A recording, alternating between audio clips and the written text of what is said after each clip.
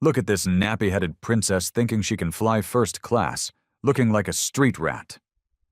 Linda Harrison's scissors sliced through Zara Thompson's natural hair as two male employees pinned her arms to the gate chair. Chunks of black curls hit the terminal floor while passengers formed a circle, phones recording, some cheering. Cut it all off. Bet she smells like coconut oil and attitude. Mark Peterson laughed, deliberately stepping on her scattered business cards. Ryan Foster zoomed his live stream camera inches from Zara's face. "Y'all seeing this entitled ghetto queen getting humbled?" A woman in the crowd shouted. "Should have stayed in your lane, honey." Zara's Cartier watch glinted as her hands remained folded. Her voice cut through the mockery like silk over steel. "Continue, please." The crowd roared approval. They thought they were witnessing justice.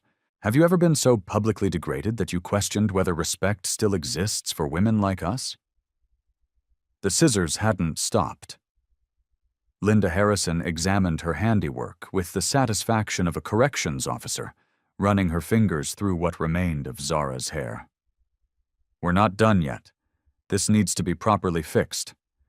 Ma'am, your natural hair violates our grooming standards," she announced loudly enough for the growing crowd. "This is a family airline, not some urban fashion show." Linda's voice carried the authority of 15 years enforcing company policy. "Sweetheart, maybe try looking like a professional businesswoman next time you fly." Mark Peterson stepped forward, his security badge glinting as he positioned himself behind Zara's chair. "Black women always think they can get away with anything. Should have straightened that mess before leaving the house." His large hands gripped the headrest. "Hold still, princess. Professional haircut time." Ryan Foster adjusted his phone angle. The company live stream now showing 847 viewers. "Y'all see this entitled princess? I think the rules don't apply to her." He zoomed in on the uneven patches where Linda had cut. Getting the full salon treatment at the airport. This is what happens when they don't know their place. The terminal's 6:52 p.m. boarding announcement echoed overhead. Flight 4847 to New York. Final boarding in 28 minutes. Zara's boarding pass lay scattered among the hair clippings. The 1A first class designation barely visible under Mark's boot. A woman in the crowd shouted encouragement. "Make it shorter. She looks ridiculous. Give her a buzz cut." Another passenger laughed, holding up his phone to record. Finally, someone put these women in their place. Linda retrieved a smaller pair of scissors from her supervisor toolkit. "Let's make this really clean. Can't you represent our airline looking like you stuck your finger in an electrical socket?" She grabbed another section of Zara's hair, the sound of cutting metal sharp against the terminal's ambient noise. Zara's phone buzzed insistently against her lap. The screen showed Executive Assistant Emily for the 14th time. A text preview was visible. "Board meeting Thompson Aerospace Consulting FAA contract review." "Where are you?" "Look at that." Ryan narrated to his live stream audience, which had climbed to 1,247 viewers. Princess thinks she's important. Probably calling Daddy to buy her out of trouble. The comment section flooded with laughing emojis and increasingly crude suggestions about what else should be cut. Mark noticed the scattered business cards mixed with hair clippings on the floor. "Thompson Aviation Solutions," he read mockingly, kicking the platinum American Express card further away. "Must be one of those fake businesses. Probably sells hair products." The crowd erupted in laughter. A middle-aged businessman in an expensive suit nodded approvingly. My tax dollars probably funded her attitude. About time someone taught these people respect. His wife whispered agreement, filming with her own device. Linda stepped back to admire her work. Zara's hair now visibly uneven with patches missing entirely. There, much more appropriate for our cabin environment. She turned to address the crowd, like a performer taking applause. Company policy clearly states that passengers must maintain professional grooming standards. The gate area had transformed into an impromptu arena. 23 passengers now formed a loose circle, most recording, some offering commentary. A teenage girl live-streamed to her TikTok followers. Airline staff giving free haircuts to difficult passengers. This is wild. Jason Reed, the assistant manager, emerged from the jetway having heard the commotion. His eyes immediately assessed the situation. Passenger restraint, crowd gathering, social media recording. "Ma'am, Harrison is following protocol," he announced, his voice carrying practiced authority. "This gentleman, sorry, this lady needs to comply with our grooming standards or find alternative transportation." "We've been more than reasonable," Jason continued, adjusting his tie as he surveyed the scene. "Miss, perhaps your boyfriend can pick you up and take you shopping for appropriate attire, or maybe a salon visit." His condescending smile drew approving nods from male passengers. Zara's Cartier watch caught the light as she slowly raised her hand to check the time. The movement was so calm, so deliberate that several people stopped recording to watch. Her voice, when it came, was silk over steel. "Continue, please. I'm learning quite a lot about your company culture." Ryan's live stream showed her face in close-up, the camera capturing her eerily composed expression despite the assault. Look at this attitude, even getting a free haircut and still acting superior. The viewer count hit 2,047, with Toftuo's grooming gate beginning to trend locally. Linda reached for electric clippers from her maintenance kit. "Let's finish this properly. Can't have her boarding half done." The buzzing sound made several passengers cheer. "Shave it all," someone called out. "Bald is beautiful," another added, sparking more laughter. Mark's grip tightened on the chair as Linda approached with the clippers. "This is what happens when you think you're better than everyone else," he muttered. "Just loud enough for the cameras to catch." Zara's phone showed 47 missed calls now. Her screen lit up with a Bloomberg notification. Thomson Aviation stock up 12% on federal contract news. The text was visible for a brief moment before Ryan's camera angle shifted. The business cards scattered among the hair clippings told a story no one was reading.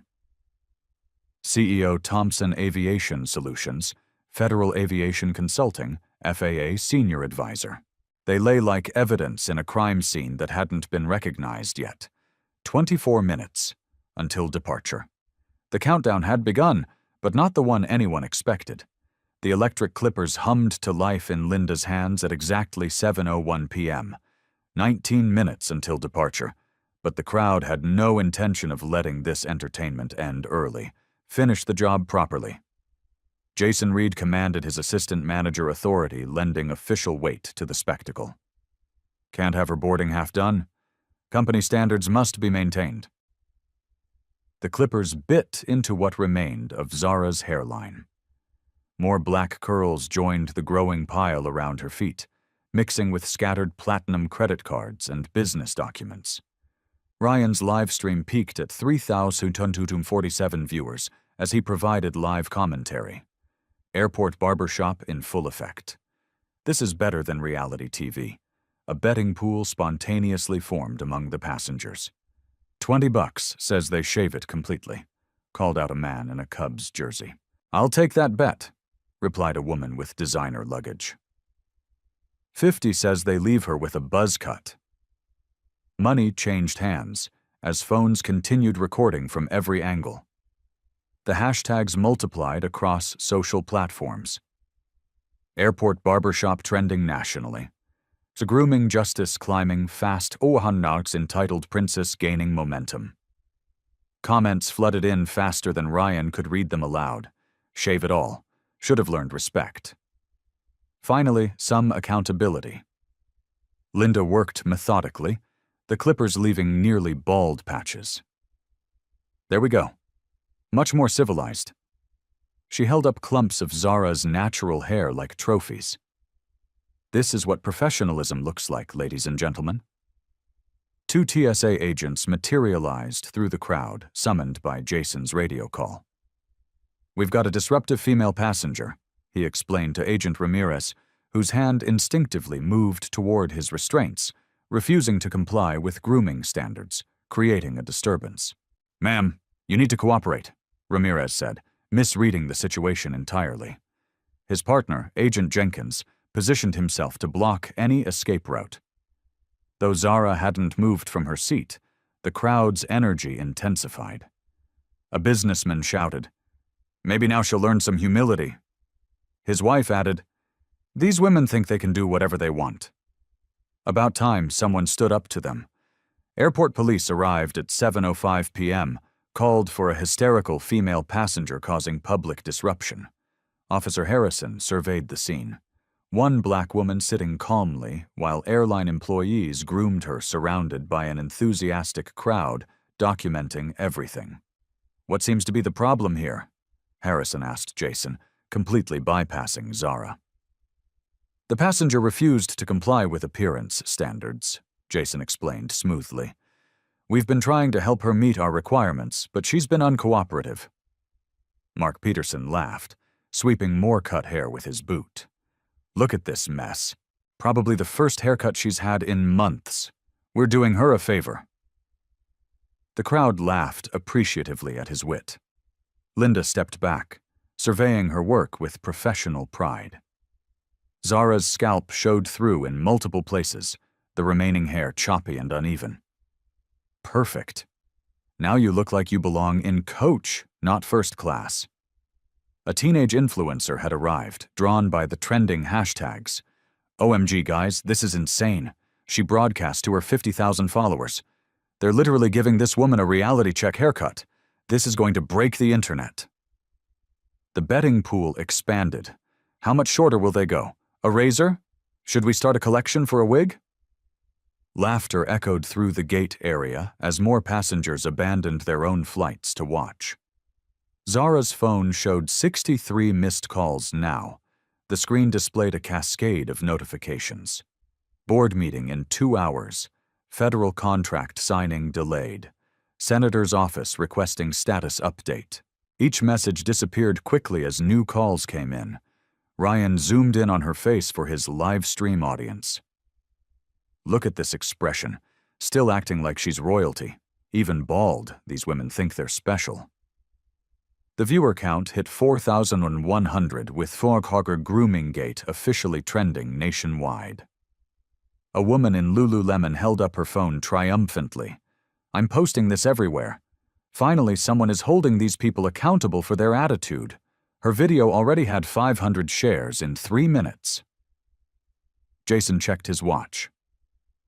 7:08 p.m. 12 minutes remaining, people. Let's wrap this up professionally. He turned to Zara with exaggerated patience. "Miss, you now meet our appearance standards. We're prepared to offer you a $300 voucher for tomorrow's flight, plus a complimentary grooming kit to maintain this look." The crowd burst into applause. Several passengers shouted approval. Generous offer. Take the deal, more than she deserves.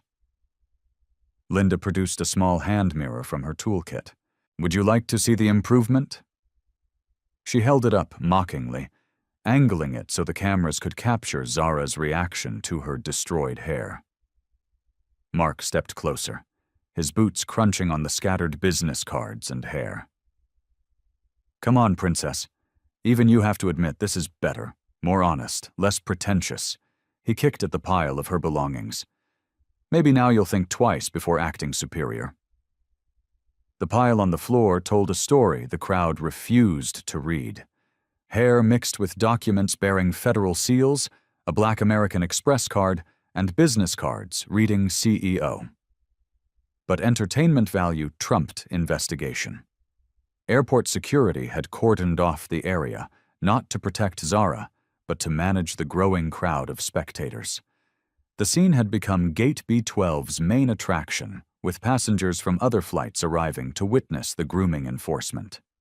Social media exploded across platforms. The story spread with hashtags, Bumbok Airport Justice. Grooming Policy. Attitude Adjustment. Local news stations picked up the feed. It was becoming the feel-good story of the day. Entitled Passenger Learns Humility. Zara slowly raised her hand to touch what remained of her hair. The gesture was so simple, so human that a few passengers in the back began to look uncomfortable, but the majority continued cheering. 12 minutes, Jason announced again. Final boarding for Flight 447. Miss, what's your decision? The business cards lay scattered like confetti, unread. The phone continued buzzing with increasing urgency, and in the growing pile of Zara's destroyed hair, evidence was accumulating that would soon change everything. The crowd waited for her surrender. They expected tears, apologies, and gratitude for the lesson in humility. They had no idea they were about to witness the most expensive haircut in aviation history. At exactly 7:09 p.m., with 11 minutes until departure, Zara Thompson did something no one expected. She smiled. Not the broken smile of defeat. Not the nervous smile of someone trying to appease a mob. This was the smile of a chess master who had just realized her opponent had walked directly into checkmate. "Thank you all for this educational experience," she said, her voice carrying clearly across the suddenly quiet gate area. "I'd like to make one phone call now. Please give me exactly 60 seconds. The crowd leaned in, phones still recording, expecting to witness the final humiliation. A desperate call to a lawyer, a boyfriend, maybe even her mother. Ryan adjusted his live stream angle to capture what he assumed would be her breakdown. A businessman shouted mockingly, "Calling Daddy to come save you?" The crowd erupted in fresh laughter, cameras focusing on Zara's face for the anticipated tears. Zara speed dialed a number labeled simply Executive Command. "Emily," she said calmly, her voice on speaker for everyone to hear. "Initiate Code 7. Authorization Thompson Alpha 7. The response came immediately, crisp and professional.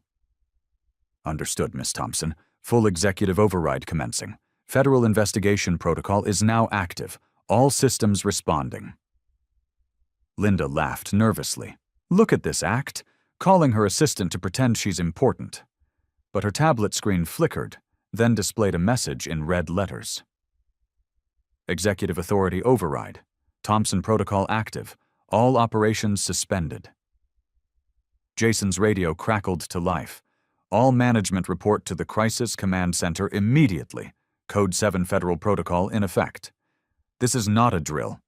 Ryan's confident livestream narration cut off mid-word as his phone screen went black, displaying service terminated. Federal investigation protocol. Evidence preservation mode. What the hell? Ryan stared at his dead device. Around him, other passengers found their recording devices similarly disabled, error messages replacing their entertainment. The airport PA system echoed across Terminal B. "Attention! Code 7. Executive protocol in effect. All gate operations suspended pending federal oversight review. Security teams report to stations immediately." The crowd's energy shifted instantly from celebration to confusion. Mark Peterson looked around nervously, as phones that had been recording now showed federal override messages. The festive atmosphere evaporated like steam. "This is some kind of joke," Linda muttered, but her voice lacked conviction. Her supervisor's confidence was cracking as airport security began moving toward their position with new urgency. Zara stood slowly, her movements deliberate and controlled. She brushed hair clippings from her cream silk blouse with the precision of someone accustomed to command. From her scattered belongings, she retrieved items the crowd had ignored in their entertainment frenzy. First, a business card that had been trampled underfoot. Zara Thompson, CEO, Thompson Aviation Solutions, Federal Aviation Consulting. The businessman who had been laughing loudest suddenly went quiet. "Wait, is that real?" Then an ID badge with her photograph and federal seal. FAA Senior Compliance Advisor, Department of Transportation, Level 7 clearance. Jason's phone rang with the distinctive tone of executive emergency. He stared at the caller ID.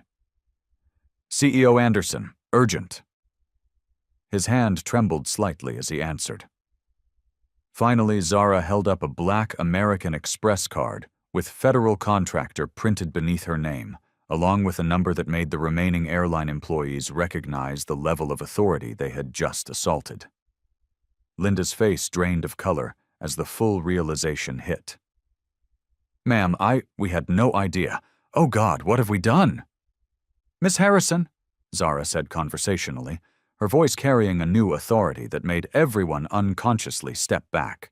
"I've been flying with your airline for 18 years, both as a passenger and as the federal consultant who designed your company's current bias detection system." The crowd that had been cheering minutes earlier now stood in stunned silence.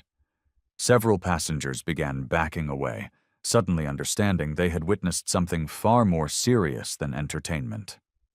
"I've brought $4.7 million annually in federal contracts to your organization," Zara continued, gathering more scattered documents. Each paper she retrieved seemed to add weight to the growing horror on the employees' faces. Mark Peterson took several involuntary steps backward, his earlier swagger completely gone. We were just following policy. We didn't know."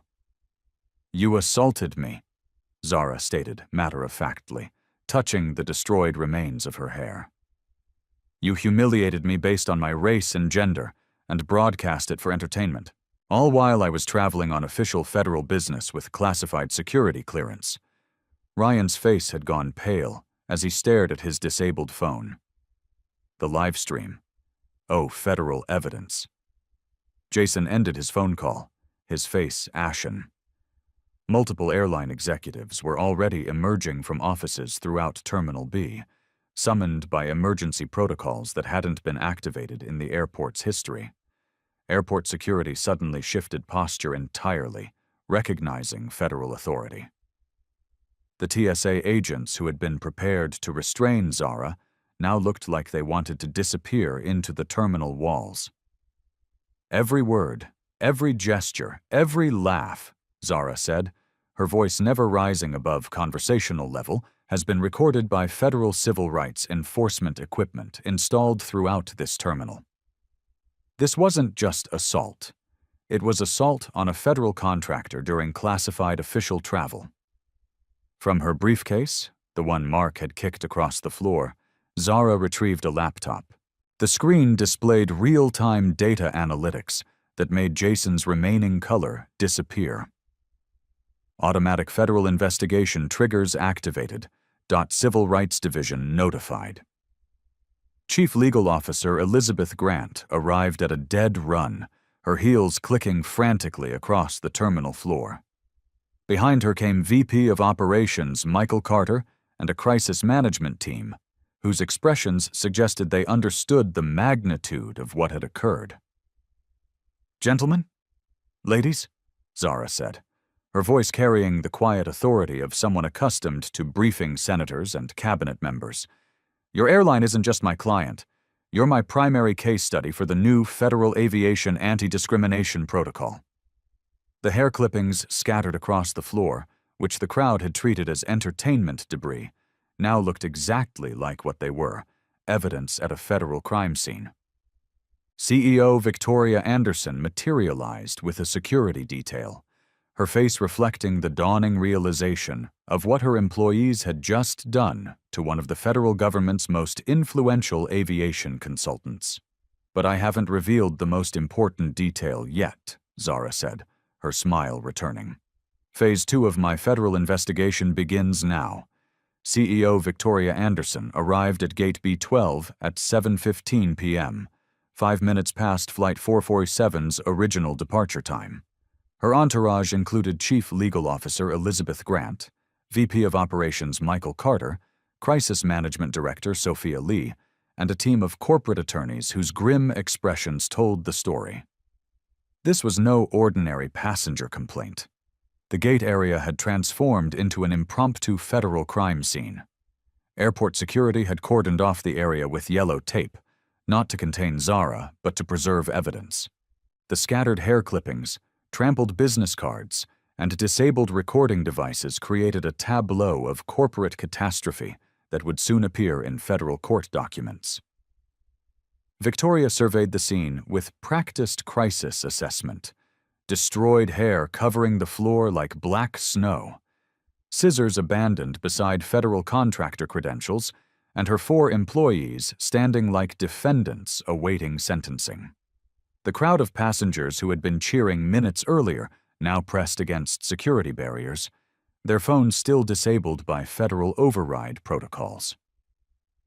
"Miss Thompson," Victoria began, her voice carefully modulated to project authority while acknowledging the precarious situation.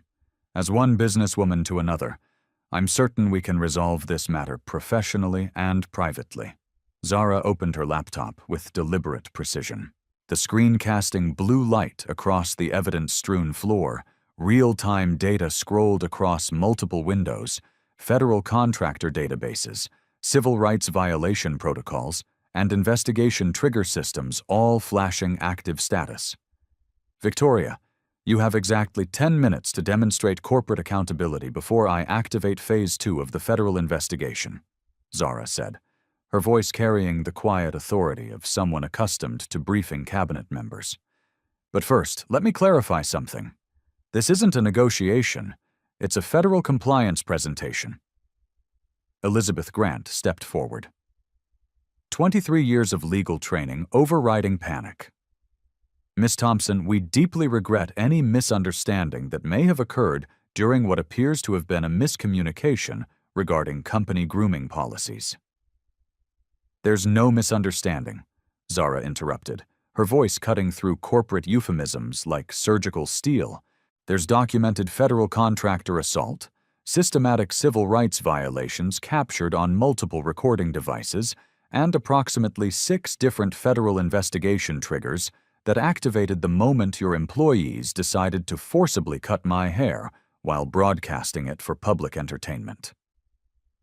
She turned the laptop screen toward the assembled executives, revealing a comprehensive data dashboard that made Elizabeth physically step backward. The metrics displayed in stark numerical reality: $4.7 million in annual federal consulting revenue from Thomson Aviation Solutions, 31 major airlines currently implementing Thomson's bias detection protocols, 89% success rate in federal discrimination case prosecutions, 67% of aviation discrimination incidents involving intersectional bias targeting women of color. "Your airline isn't just my client," Zara continued, touching the destroyed remnants of her hair with calculated impact. "You're my primary laboratory for federal anti-discrimination research, and this assault just provided the Department of Transportation with a perfect case study in intersectional discrimination, complete with real-time documentation and crowd participation."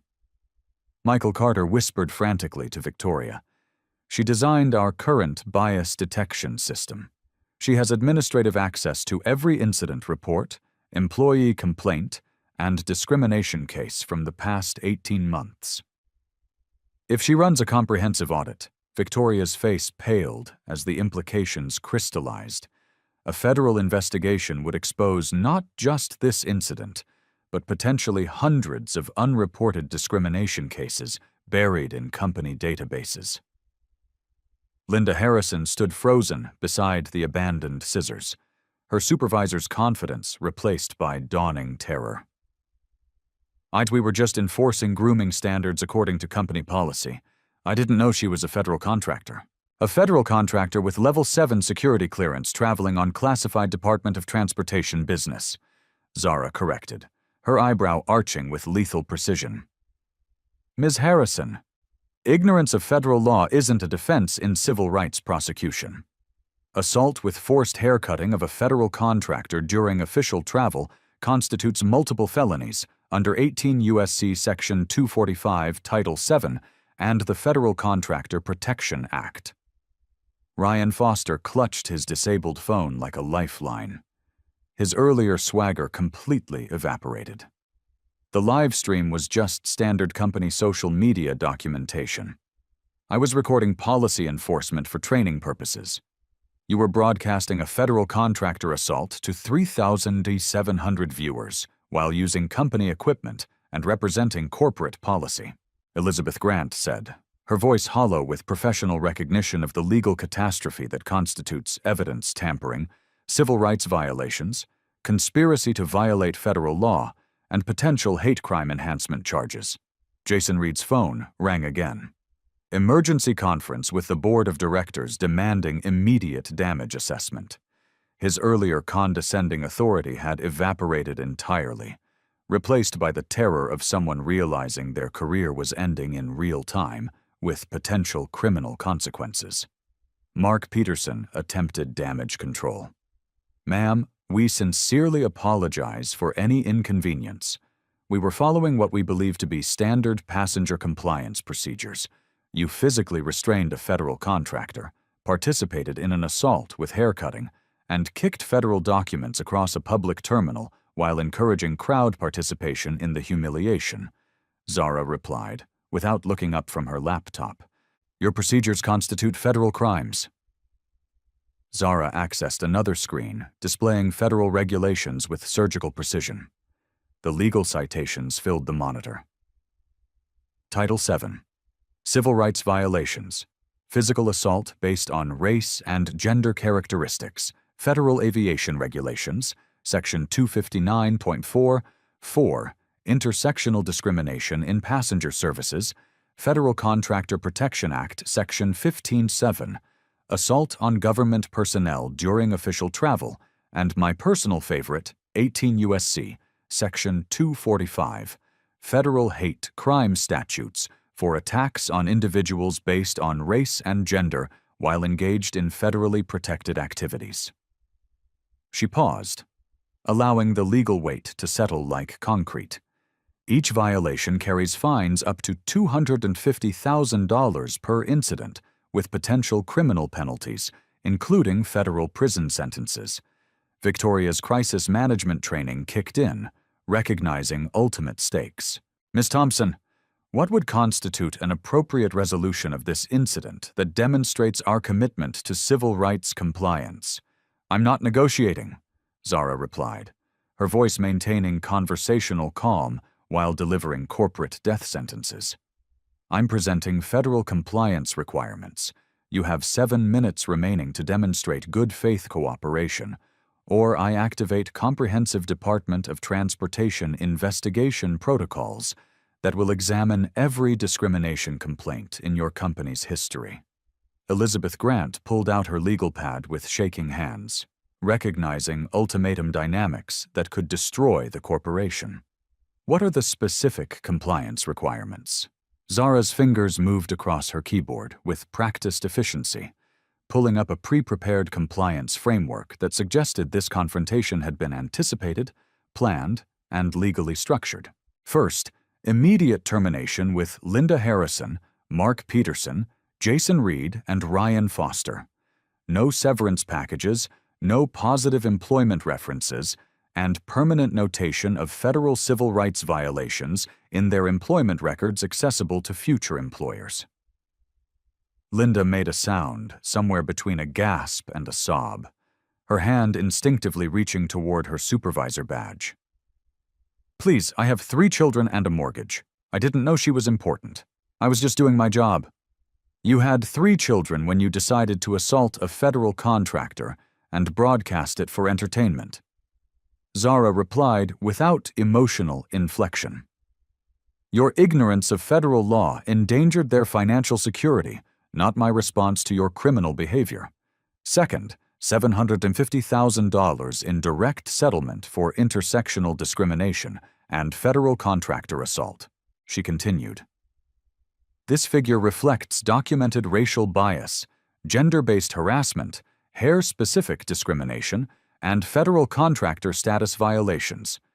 The amount is non-negotiable and represents minimum damages under federal civil rights statutes.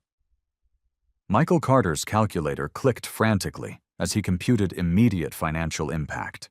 3/4 of a million was financially manageable, but the precedent and publicity implications were staggering for future cases. Third, mandatory intersectional bias training for all customer-facing employees within 21 days. Not generic diversity sensitivity workshops. Comprehensive intersectional awareness programs focusing specifically on hair-based discrimination, federal contractor identification, and de-escalation techniques. Training must be conducted by certified intersectional bias specialists. Victoria nodded grimly, recognizing the training costs would approach 6 figures company-wide, but federal investigation would cost tens of millions in legal fees alone. Fourth, immediate implementation of Thomson Aviation Solutions' intersectional dignity protocol system-wide across all airports and customer interaction points. Full installation with federal compliance monitoring for 36 months, including real-time bias detection algorithms and quarterly federal reporting requirements. Elizabeth recognized the strategic genius. Zara was making her own company the mandatory compliance solution, ensuring substantial long-term revenue while solving the discrimination problem with her proprietary technology. Fifth, public apology from you personally, Victoria, addressing both racial and gender discrimination within 12 hours. The statement must acknowledge that hair-based assault constitutes federal civil rights violations and commit to industry-leading intersectional protection standards with specific policy changes. The assembled executives exchanged meaningful glances. Public admission of federal civil rights violations would trigger immediate shareholder lawsuits, regulatory scrutiny from multiple agencies, and devastating competitive disadvantage in federal contracting.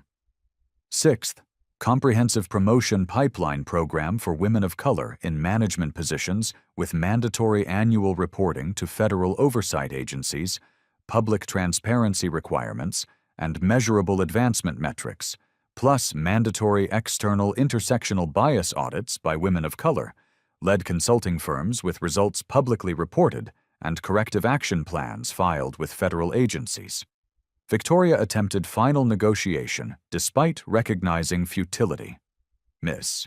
Thompson, some of these requirements exceed normal settlement parameters and establish precedents that could impact industry-wide practices. Perhaps we could discuss modified terms that achieve your objectives, while Zara's laptop chimed with an incoming federal call that silenced all conversation. That would be the Department of Transportation Civil Rights Office. They've been monitoring this situation since Code 7 activation 37 minutes ago. She answered the speaker with deliberate transparency. DOT Civil Rights Division. This is Director Lopez. Ms. Thompson, we've completed preliminary evidence review of the federal contractor assault incident. Investigation protocols are standing by for your authorization. The federal voice continued with bureaucratic precision that chilled corporate blood.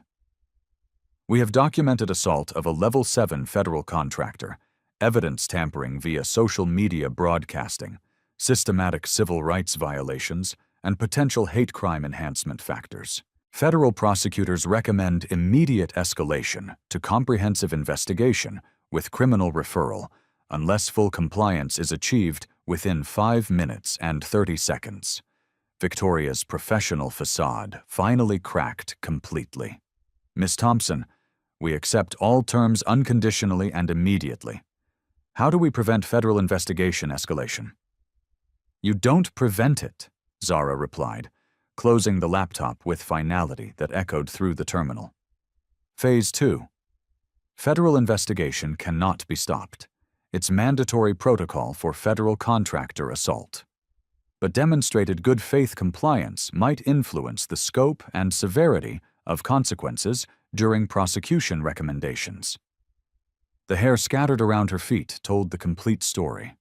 What began as crowd entertainment had become the most expensive haircut in corporate history. At 7:45 p.m., exactly 36 minutes after the first scissor cut, Linda Harrison, Mark Peterson, Jason Reed and Ryan Foster received their termination notices. Security escorted them from the premises while federal agents collected their company devices as evidence. Linda's supervisor badge, which she had worn with such authority, now lay in an evidence bag marked Federal Contractor Assault, Exhibit C. The termination process unfolded with corporate efficiency that contrasted sharply with the chaos of their assault. Human Resources Director Janet Morrison read the charges aloud. Immediate termination with cause for federal civil rights violations, assault of a federal contractor, evidence tampering, and conduct detrimental to company reputation and federal compliance status. Linda clutched her personal belongings in a cardboard box, tears streaming down her face. 18 years with this company, she whispered to no one in particular. 18 years, and it ends because I cut some woman's hair. Oh, you didn't cut some woman's hair, Elizabeth Grant corrected with legal precision. You assaulted a federal contractor's hair while she was traveling on classified government business. There's a significant legal distinction that federal prosecutors will explain during your criminal proceedings. Ryan Foster's final company livestream had been viewed 47,000 times before federal override shut it down. Now, that same video would serve as primary evidence in federal court. I was just trying to go viral, he muttered, his social media career ending before it began. Salt. I didn't know it would go this viral. Mark Peterson handed over his security credentials with shaking hands. 23 years in airport security, and his career ended with federal assault charges. What do I tell my wife, my kids? How do I explain that I'm facing federal prison for cutting hair? Jason Reed, whose assistant manager position had given him confidence to escalate the situation, now faced the complete destruction of his aviation career. No airline would hire him with federal civil rights violations on his record. This is insane, he kept repeating. Over hair? This is all over hair. At 8:30 p.m., CEO Victoria Anderson stood before a hastily assembled press conference. Her prepared statement representing the most expensive apology in airline history. The conference room at O'Hare buzzed with reporters who had descended like vultures, sensing the blood in the water of a major civil rights story. Tonight, our airline failed catastrophically, Victoria began, her voice steady despite the corporate disaster unfolding around her. We failed Ms. Zara Thompson, a valued federal contractor and respected member of the aviation community. More importantly, we failed women of color everywhere who deserve dignity and respect when they travel. The statement continued with legal precision crafted by Elizabeth's team. The assault on Ms. Thompson's hair was not a policy enforcement action. It was a violation of her civil rights, her dignity, and federal law. Hair-based discrimination, particularly targeting natural black hair, constitutes racial discrimination and has no place in our industry. Social media exploded within minutes. The apology video garnered 2.3 million views within 6 hours, with Dchor Norhunt hair assault and Torn Thompson case trending nationally. Comments ranged from supportive to skeptical, but the corporate admission of federal civil rights violations sent shockwaves through the aviation industry. Competitor airlines immediately distanced themselves, issuing their own statements about hair discrimination policies. Southwest Airlines announced a comprehensive review of grooming standards. Delta pledged new intersectional bias training. American Airlines quietly contacted Thompson Aviation Solutions about bias detection consulting. By 9:15 p.m., the first emergency bias sensitivity briefing was underway for all O'Hare customer-facing staff. The session, led by Dr. Maya Jackson from the University of Chicago's Civil Rights Institute, focused specifically on hair-based discrimination and federal contractor identification. Natural black hair is not unprofessional, Dr. Jackson explained to the assembled employees, many still processing the evening's events. Touching, cutting, or demanding alteration of someone's hair constitutes assault, regardless of company policy, and assaulting federal contractors carries enhanced penalties that can destroy careers and companies. The Thompson Protocol, hastily renamed the Thompson Protocol after legal review, was implemented across all airline operations within 72 hours. The real-time bias detection system, ironically designed by Zara's own company, now monitors every customer interaction for discriminatory language, behavior, and policy enforcement. Anonymous reporting apps went live within 48 hours, allowing passengers and employees to document discrimination incidents directly to federal oversight agencies. The first reports came flooding in: hair-based discrimination, accent mockery, name pronunciation bias, and dozens of other intersectional violations that had been routine until federal scrutiny arrived. The Department of Transportation Civil Rights Office opened their comprehensive investigation on schedule, despite the airline's compliance efforts. Director Lopez's team discovered a disturbing pattern: 89 similar incidents involving women of color and company records dating back 18 months, including 23 cases of hair-based discrimination that had been dismissed as grooming policy enforcement. Federal fines totaled $3.2 million. When the full investigation concluded, the consent decree required 5 years of federal monitoring with quarterly reporting on intersectional bias metrics, mandatory promotion targets for women of color, and annual third-party discrimination audits with public reporting requirements. The ripple effects spread throughout the aviation industry like shock waves from an earthquake. Within 6 months, 18 other major airlines had voluntarily adopted Thomson Aviation Solutions' Intersectional Dignity Protocol, recognizing that federal oversight was inevitable and cooperation was preferable to investigation. Congressional hearings on aviation discrimination began 3 weeks later, with Zara serving as the primary expert witness. Her testimony, delivered with the same calm authority she had shown during the assault, transformed federal aviation policy permanently. Hair discrimination is not about grooming standards, she testified before the Senate Commerce Committee. It's about weaponizing beauty standards to exclude and humiliate women of color. When airline employees cut my hair while broadcasting it for entertainment, they weren't enforcing policy. They were conducting a public lynching of my dignity. The hearing room fell silent. Senator Elena Ramirez asked the question everyone was thinking. Ms. Thompson, how do we prevent this from happening to other women? Senator, we mandate respect through technology and accountability. Zara replied, the Thompson Protocol doesn't just detect bias, it creates consequences: real-time federal reporting, automatic investigation triggers, and personal liability for employees who choose discrimination over dignity. The Airline Passenger Dignity Act of 2025 passed Congress with bipartisan support 6 months later. The legislation, directly inspired by Zara's assault, established federal protections for passenger hair, religious dress, accent diversity, and intersectional identity expression. Airlines violating the act faced automatic federal investigation and potential loss of operating licenses. Personal victory came in quieter moments. Zara flew first class to New York 3 days later on the airline's private jet, accompanied by a female crew who apologized repeatedly for their colleagues' behavior. The captain, newly promoted Sofia Ramirez, was the first Latina to command the route, part of the diversity pipeline program Zara had mandated. The legal settlement funds established the Zara Thompson Women of Color Aviation Scholarship, supporting 78 students in their first year. Applications flooded in from young women who saw Zara's story as proof that dignity and expertise could triumph over hatred and ignorance.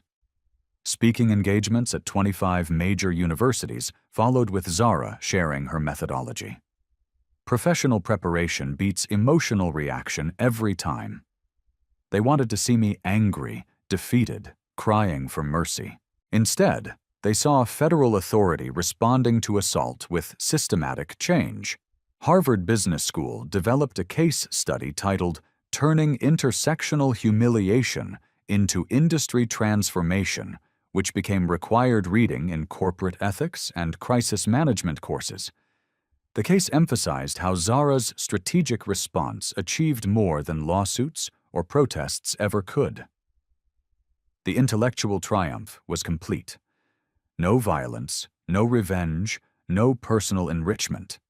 Only expertise, preparation, and legal precision, transforming systematic discrimination into systematic reform. The scissors that had cut her hair became symbols of change, displayed in the Smithsonian's Civil Rights Museum as evidence that individual dignity could reshape entire industries. 6 months after the assault, Zara appeared on the cover of Business Week under the headline, "The CEO Who Changed Aviation." In the photo, her hair was styled in an elegant natural crown, a deliberate reminder that beauty and professionalism weren't defined by white standards. The scattered hair clippings from Gate B12 had grown into a movement that protected millions of travelers from discrimination. What began as entertainment for a cruel crowd had become education for an entire industry. Justice, it turned out, grew best from the seeds of systematic change. 1 year later, Zara Thompson stood before the Senate Aviation Subcommittee, her natural hair styled in an elegant twist that had become her signature look. The woman who had been assaulted with scissors now commanded the attention of lawmakers, industry leaders, and civil rights advocates gathered to celebrate the first anniversary of the Airline Passenger Dignity Act. The Thompson Intersectional Protocol is now active in 94% of major U.S. airports, she testified, her voice carrying the same calm authority that had dismantled corporate arrogance at Gate B12. Discrimination incidents involving women of color have decreased 73% industry-wide, while customer satisfaction scores for minority travelers have increased 31%. The numbers told a story of transformation that began with scattered hair clippings and grew into systematic change. Leadership diversity in aviation had increased 45% for women of color, with many crediting Zara's visibility for inspiring their career pursuits. Senator Davis, the subcommittee chair, asked the question everyone wanted answered.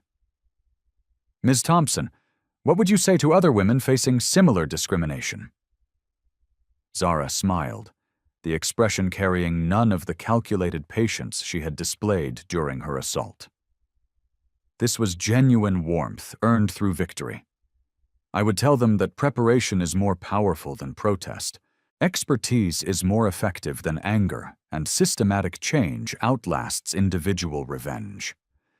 The Zara Thompson Scholarship Fund had grown beyond aviation, supporting 78 women of color pursuing careers in transportation, technology, and federal service.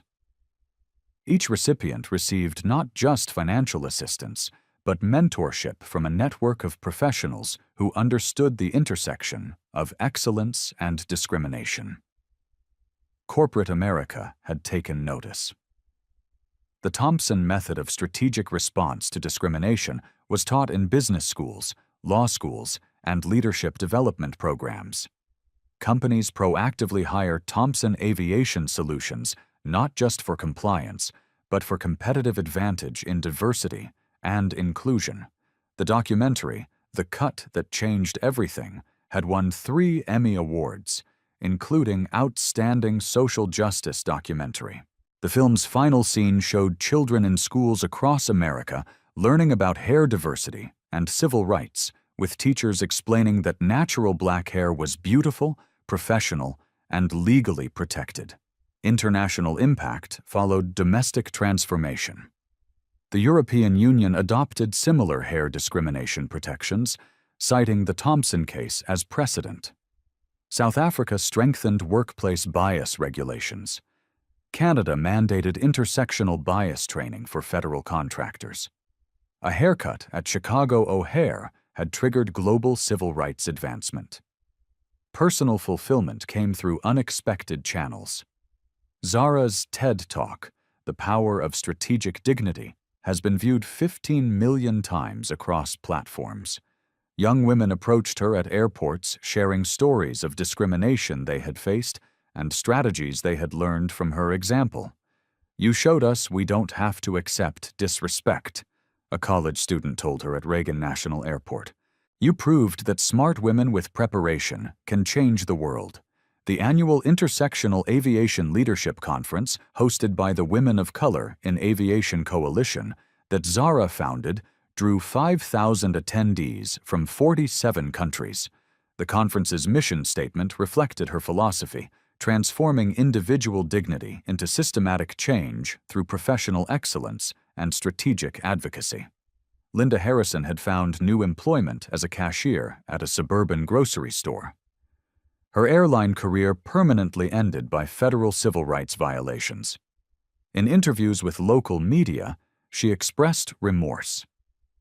"I learned too late that a person's hair is part of their identity, their dignity. I wish I could apologize to Miss Thompson personally." Ryan Foster, whose live stream had preserved the evidence of federal contractor assault, now worked in his family's landscaping business. His social media presence focused on civil rights education, using his platform to teach young people about the consequences of discrimination. "I was trying to go viral," he explained in a documentary interview. "I went viral, but not the way I intended." Mark Peterson and Jason Reed faced ongoing civil litigation from other passengers who had experienced discrimination during their tenure. The federal investigation had uncovered patterns of bias that extended far beyond Zara's case. With dozens of victims seeking justice through the legal precedent, her strategic response had established. The transformation was measured not just in policies and statistics, but in culture and consciousness. Airport employees now received annual training on intersectional dignity. Federal contractors traveled with enhanced protections. Women of color reported feeling safer, more respected, and more confident in aviation spaces. The scissors from Gate B-12 were displayed in the Smithsonian's National Museum of African American History and Culture alongside Zara's business cards and federal contractor credentials. The exhibit's title captured the essence of her victory from assault to advocacy. How strategic dignity transformed an industry. But the most meaningful change was personal. Zara's hair, grown back into a magnificent natural crown, represented more than aesthetic choice. It symbolized the triumph of authenticity over assimilation, dignity over compliance, and systematic change over individual revenge. Standing before her bathroom mirror each morning, running her fingers through hair that was now legally protected across the transportation industry, Zara reflected on a fundamental truth. Sometimes the most powerful response to hatred was not anger, but architecture. Building systems that prevented others from experiencing the same humiliation. The woman who had been attacked for her hair had used that assault to protect the hair, dignity, and rights of countless others. That was a legacy. That was justice. That was the power of turning personal pain into systematic progress. Your voice matters. Your experience matters. Your dignity matters. Have you witnessed discrimination that could have been prevented by better systems? Share your story in the comments below. Your experience could be the catalyst for the next wave of systematic change. Have you faced intersectional bias for being both a woman and a person of color? Your voice can help others understand that they are not alone, and that strategic response creates lasting impact. Tag a woman of color who needs to see how preparation, professionalism, and persistence can move mountains. Show her that expertise is the ultimate superpower. Subscribe to Black Soul Stories for more accounts of strategic triumph over prejudice, because every story of dignity defended is a blueprint for others to follow. Share this story with everyone who believes that intelligence and preparation can transform injustice into lasting change. Because sometimes the most powerful revenge is systematic reform. We rise by lifting each other, especially women who look like us, dream like us, and refuse to accept discrimination as inevitable.